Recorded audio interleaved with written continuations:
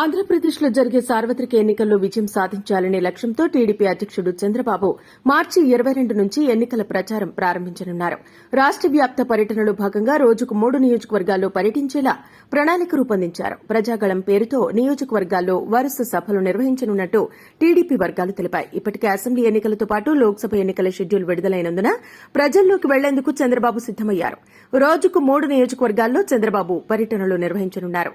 చంద్రబాబు ప్రతిరోజు ఉదయం ఒక నియోజకవర్గంలో పార్టీ శ్రేణులతో జరిగే సమావేశంలో పాల్గొననున్నారు.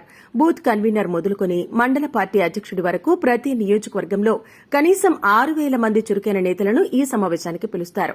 ప్రజల్లోకి తీసుకెళ్లాల్సిన అంశాలు, విధానపరమైన నిర్ణయాలు, హామీలపై పార్టీ వైఖరి, ఎన్నికల్లో పనిచేయాల్సిన తీరును నేతలకు వివరిస్తారు. అదే రోజు మధ్యాహ్నం మరో నియోజకవర్గంలో, సాయంత్రం మరో నియోజకవర్గ కేంద్రంలో రోడ్ షోలను చంద్రబాబు నిర్వహిస్తారు.